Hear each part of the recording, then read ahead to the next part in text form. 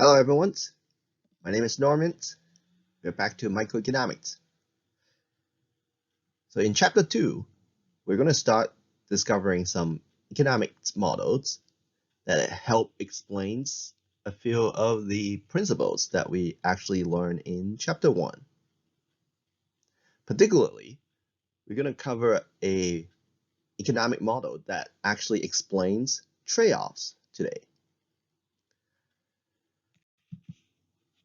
So in this chapter, we're going to cover a model called Production Possibility Frontier Models, and it's short for PPF. We're going to demonstrate how the model explains opportunity costs and how we are going to quantify opportunity costs in productions. In the second sections of this chapter, we are going to cover how we're going to use this model to explain the trade benefits, why we are making trade with other peoples. So in chapter 1, we talk about what economics is about and why we're studying it. Economics, it's basically a science, or in general, we call this a social science, to help us to make choices or decisions.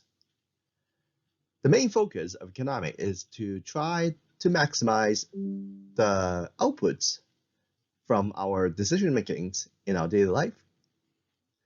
With a given amount of resources, we would like to maximize what we can or capable to do. Generally speaking, economics actually help us to better our decisions and understand how the world actually works in general. There are a few concepts or principles that we cover in chapter 1. We talk about the difference between the microeconomics and the macroeconomic scopes of studies. We also cover a little bit about efficiency versus equity in chapter 1. And those are the trade-offs that we can actually talk a little bit more in chapter 2. We talk about we're using economic models and trying to put decision making into a scientific study. And most of the time we assume that when in our study, we are basically having a constant holding for other variables in life, and we call this ceteris paribus assumptions. We also talk about how economics questions can sometimes be positive versus sometimes could be normative. A few key principles that we cover. So the fundamental economic questions that we would like to actually answer most of the time as a social science, we want to know how we are going to maximize our efficiency in order to get the most out of the scarce resources. So we would like to actually ask the first questions: what kinds of goods or services we want to produce with the scarce resources we have in the world? And we would like to also know how to produce them so that we can actually maximize the inputs to get the most out of our resources. Of course, in the social perspective, at the end of the day, we produce something. We want to also answer the questions: who should be receiving those goods and services in the society? Which we will leave these questions to answer in chapter 3. So in chapter 2, we're going to focus more on the production side. And most of the time when we talk about productions, generally speaking, we can actually think about the productions in the world. It's almost like the picture we're showing here in the slides. We put something into a resource can, and somehow the people we put in, the resources we put in, it will generate the outputs, just like computers, cars, food, or other things that you actually purchase in life. The production possibility frontier model not only just help us to understand the trade-offs in the productions, but also help us to understand a little bit about how we describe economic growth and the trade topics. Production turns resources into products and services. And usually we refer the resources as the following four main types. We include land, which is the general term that represents the natural resources. Labor, which is the general terms that describes people, right? So mental and physical talents of the peoples. And number three, capitals are basically all manufactured products that we use to produce goods and services, just like computers, tools, scooters, hammers, and projector screens and such. And number four, we are basically also consider the types of management skills, and we call this a entrepreneurial abilities, which is kind of like a skill or nature of skills that actually puts everything together to make the best of the productions. So those are the ability that it's not given to us, right? So it's basically limited in some of our populations, and not only they have the ability to manage and also make good decisions, but those people who have the entrepreneurships will also have to bear the risk to fail in the market as well.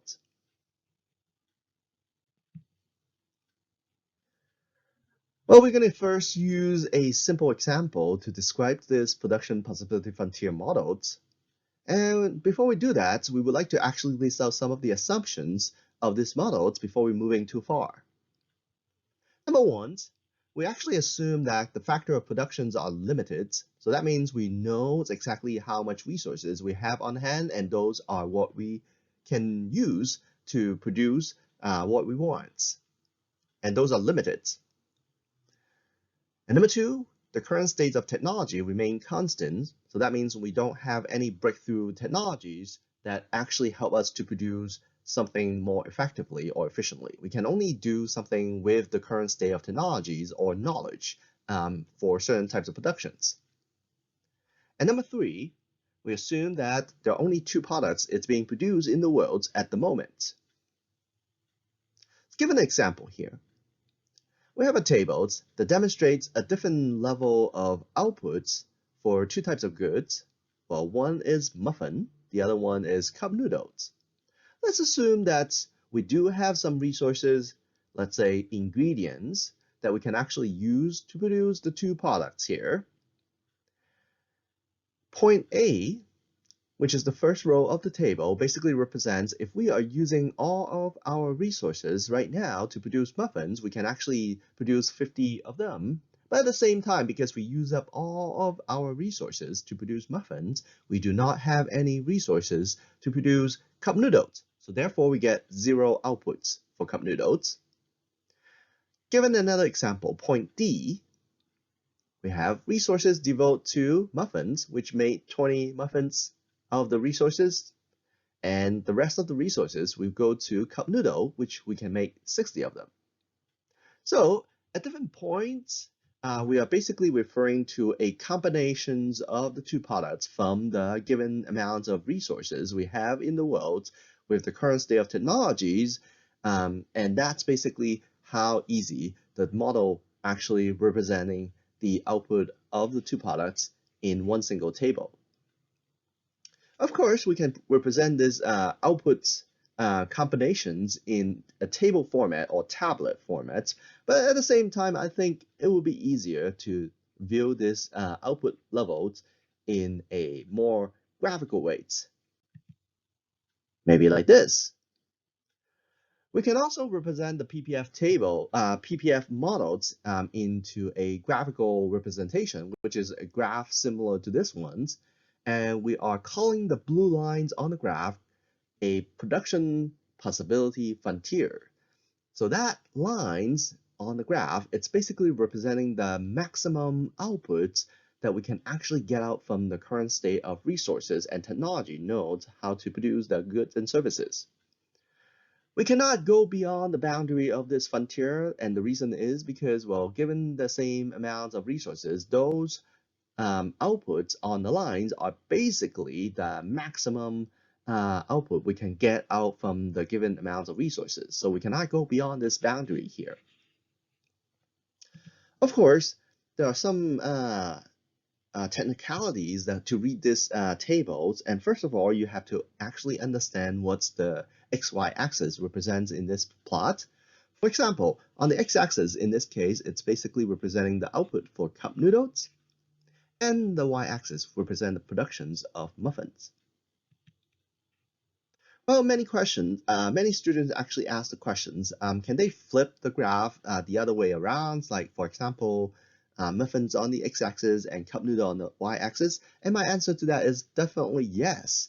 You can flip this x-y axis whatever way you want, as long as you know exactly what the number represents and what the points, how to plot the points on the graph correctly. So this blue line here is called the production possibility frontier, which is the representations of the maximum combinations of the two goods or services that can be produced with these scarce amounts of resources. So very important to note that PBF models actually give us an insight about understanding the economic principle we cover in chapter 1. Well, the first one that we know is basically how we are making choices with limited amounts of resources.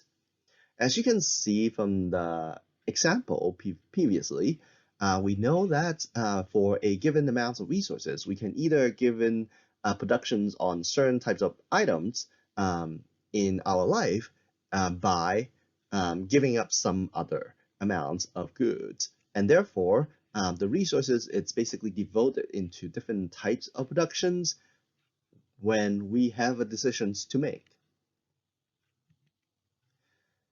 And number two, what is the trade-off and opportunity cost for producing more of one goods but not the other?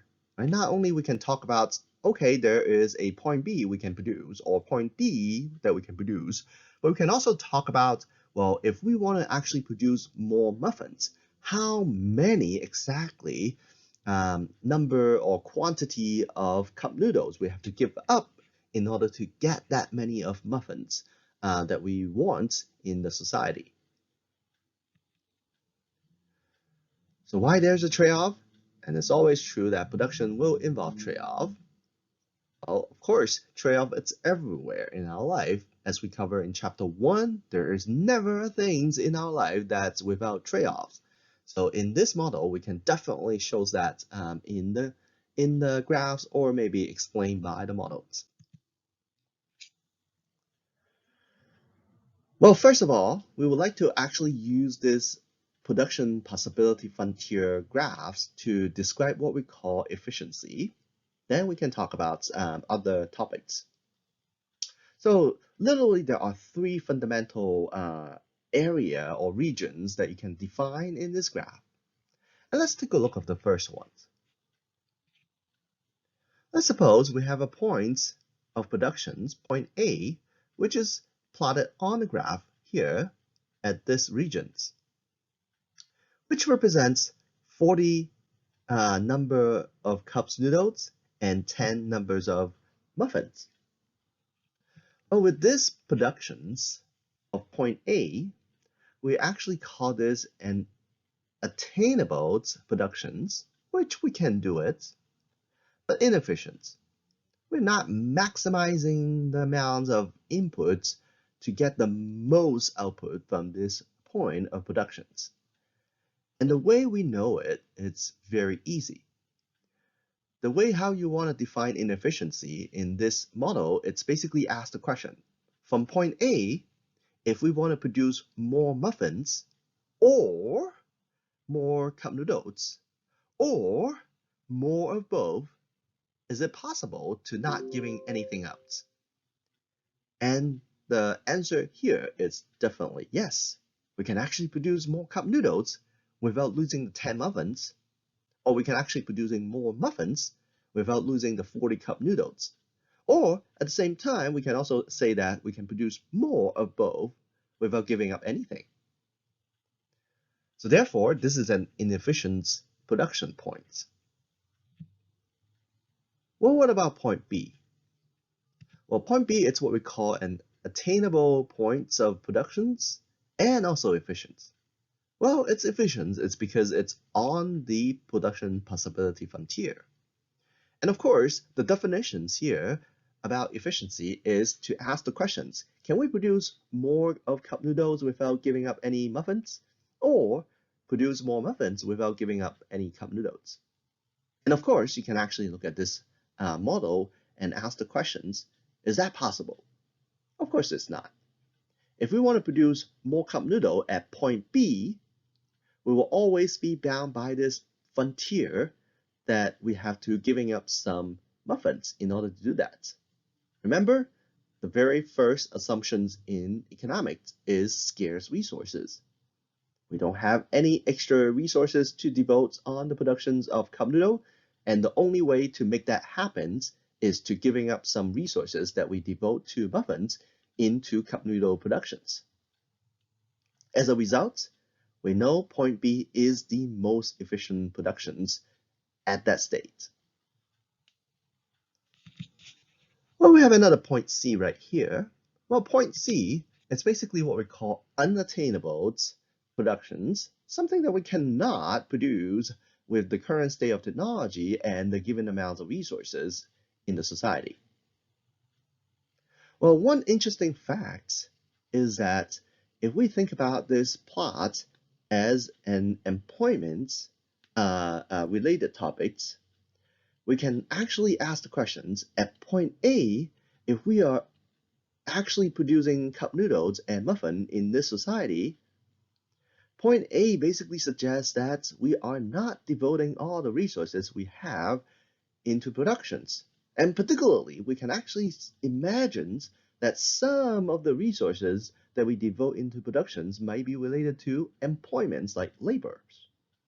So that means at point A, we might have an economy or society in general that actually have people not be able to contribute to the productions to the society, and therefore they are not having a jobs or not being employed in the society.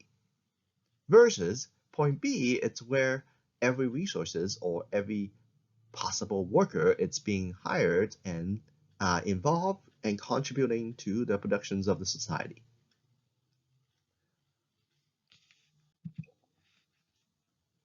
Let's suppose we are going to get into another example here. Let's think about a small town in California. The people there can devote their resources to produce only two goods, chairs and tables.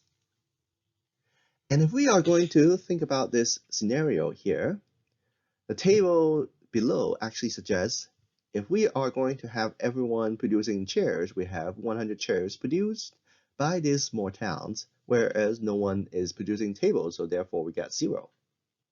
Or we can actually have a combinations of two. If we have someone in the towns producing chair, let's say 25 chairs that we produce, then we will have the rest of the people actually producing tables, which could possibly produce 30 of them. If we plot this into the graphs, of course, we will get this very nice production possibility frontier plots to demonstrate the maximum output of the small towns.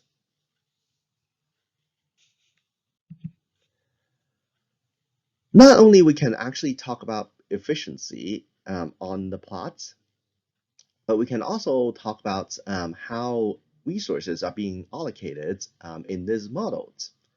So remember, whenever we have a production point that is laying on the production possibility frontier, we always talk about the output level is attainable and efficient.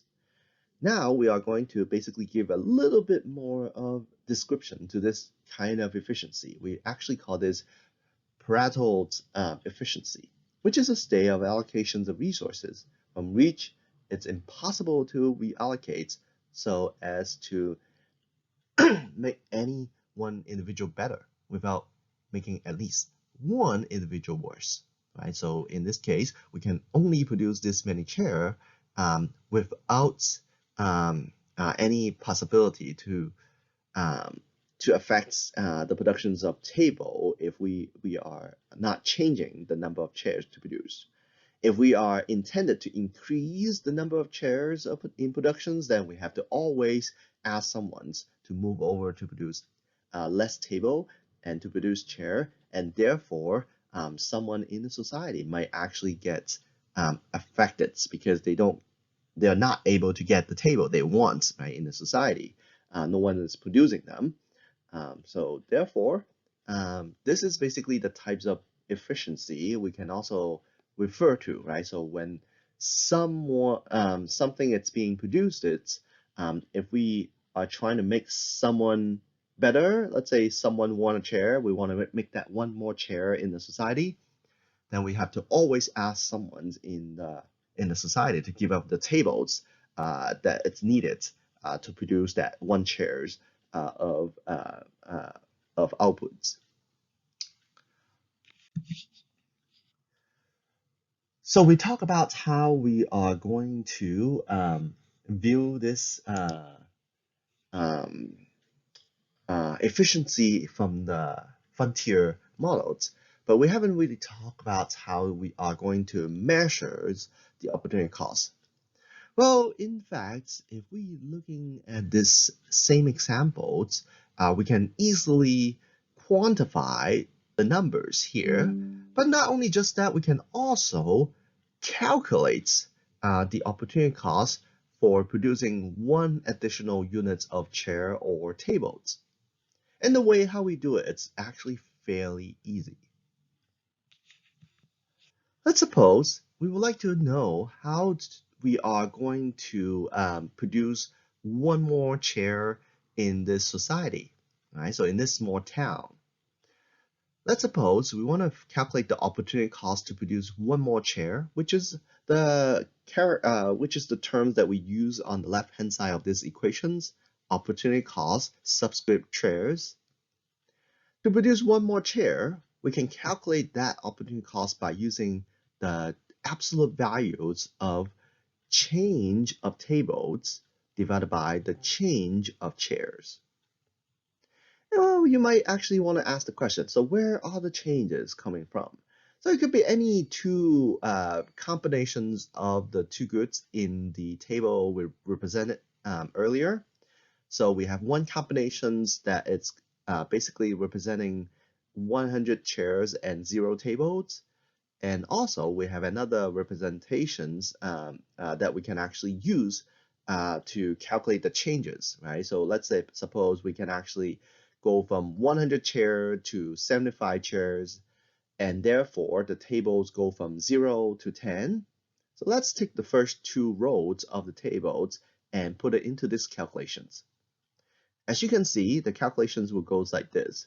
So we have 0 tables minus 10 tables, which is going from the first row to the second rows, divided by 100 chairs minus 75 chairs, which is going from the first row to the second row again. After calculating the number, we put an absolute value to it, and then it will turn into a number, which is 10 divided by 25. And as a result, we actually have 2/5 tables.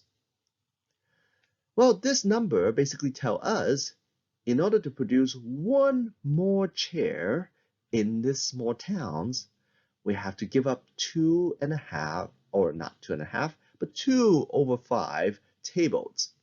A little bit less than half of the table we have to give up. Well, of course, you can actually calculate not just one chair, right, to produce. Sometimes you can actually flip this over to say, well, what if I want to produce one more table, and how many chairs we have to give up? And if we look at these calculations closely, it's actually fairly easy to calculate the opportunity cost of tables. To calculate one more table of productions, you basically just flip the fractions the other way around. So for one more table to produce in this small town, we are going to use the change of chairs divided by change of tables. And as a result, you will get the number 5/2. So that means we have to give up at least 2.5 chairs of productions in order to get one table done. Again, well, this is basically a fairly simple calculations, and if you're having troubles to remember these equations, don't worry. So I am using this subscript here to identify or indicates that we want to produce one more chair, and whatever you are planning on producing more, um, you will always be able to put this into the denominator of these fractions. So as you can see, to produce one more chair, the change of chair is at the denominator of these fractions. So to produce one more table, you basically just flip the fraction. So therefore, the change of table will be goes to the denominator, the bottom of these fractions. So it's fairly easy to actually remember and very easy to imagine. We can actually use this model here to demonstrate a concept called the law of diminishing returns. This is relatively more advanced types of topic, but it's actually good to understand. So as we can see in the previous example, the opportunity cost for gaining one more unit of chair or tables, it's basically constant at every single number of chairs that we are currently producing. Right, so even though we are producing 10 chairs right now, then we can actually say, well, what about the 11th? To give up the number of tables, it's always going to be 2/5 tables. But in real life, of course, the number of products that we have to give up for producing more of the other things will be different at every level of quantity that we are currently producing.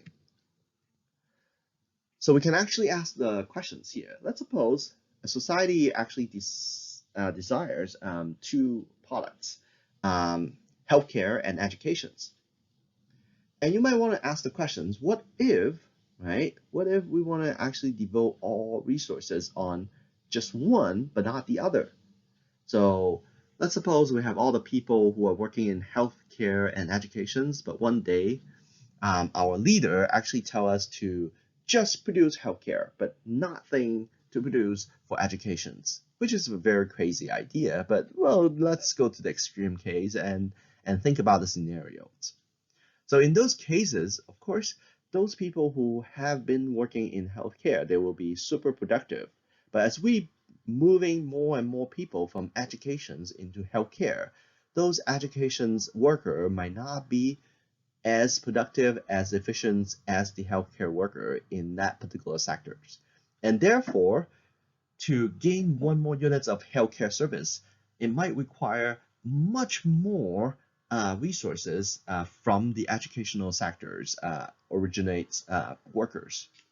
So therefore, the opportunity cost to produce one more units of healthcare will be much more expensive at that state of point.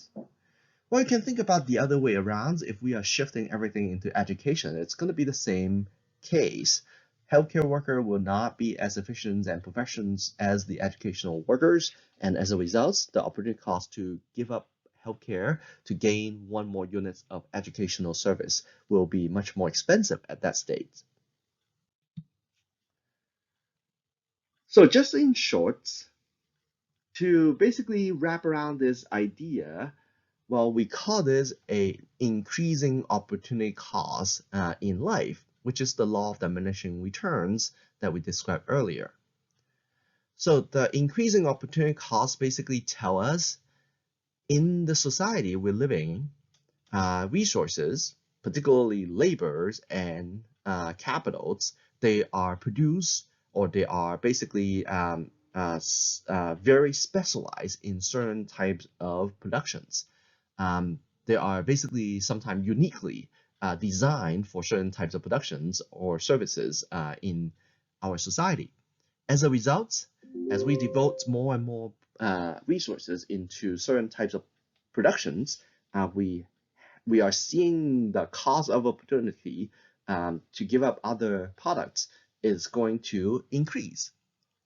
So therefore, if we look at this production possibility frontier model, the two on the screen right now, the one that we always describe as a straight lines might not be as good as describing the reality versus the one on the left-hand side where there is a outgoing PPF that actually demonstrating the increasing opportunity cost scenarios that we just described.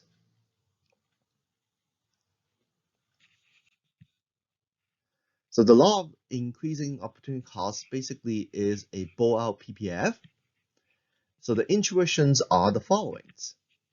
People are having some variety of ability to produce. They have different talents. They are designed to have different educational knowledge backgrounds on certain types of products or maybe services productions. Different inputs are also vary in different production process. For example, the robotic arm design for assembling the cars cannot be used on maybe making maybe noodles, right? Let's say supposed to be a tool that we use in teachings, then let's say projectors, right? It's not useful at all to produce, let's say, a curry rice, right? So there are certain types of inputs that it's actually designed for certain types of outputs. And producing more of one thing, the cost of giving up the other things it's going to be higher, right? So that's basically the concepts that we have been describing in these examples. So very briefly, we can also talk a little bit about economic growth with the PPF models, right? So growth are usually driven by many factors such as increasing business investments, right? So we have people investing more money into the future, increasing average educational level, so human capital investments, or maybe increasing the research and developments, the R&D for making things more effectively or efficiently produced in the future, reducing the tax burdens on businesses, increasing the level of international trades. Right? So those are the fundamental factors that could drive economic growth in the long runs. But how are we going to represent this in our PPF models? So generally speaking, when we talk about economic growth, we usually refer to the boundary of the models moving outwards, right? So for example, in this plot right here, we are demonstrating at the current states of technologies of the, let's say, a society can be expanded, right? Can actually move outwards by maybe a improvements of technology, right? So with the current state of technology remain constant, of course we can only stay inside, right? The one that actually inside of the plot. But with some outbreaking technologies in the society, everyone who have the same amounts of resources now can produce more goods and services with the technology. Let's say it's supposed to be like computers, mechanical robotic arms, robots, or maybe some sort of like technique to teach or train people better. And those are the things that can easily drive the growth of the economy. However, you want to also understand that the PPF model, it's not always expansions on everything in the society, right? So you can actually talk about economic growth on both products in the society, but sometimes it could be just one, but not the other. Like given the same scenario here, let's suppose there are some sort of like technological outbreaks in the society that actually helps the productions of motor vehicles versus this technology has nothing to do with the food productions. And as a result, the expansions or the economic growth in this society will now be just a shifting upwards on the y-axis, but will remain the same on the x-axis. But still, it's a growth, right? Because, well, now we can talk about how we can actually make more food without giving up more motor vehicles, or maybe producing more motor vehicles without giving up any foods, right? So in these sections, we already cover several topics that relates to the production possibility frontier model. And in the next sections, we're going to basically spend some time to talk about trades, how we can explain the benefits of trades using the two country or maybe two people PPF models.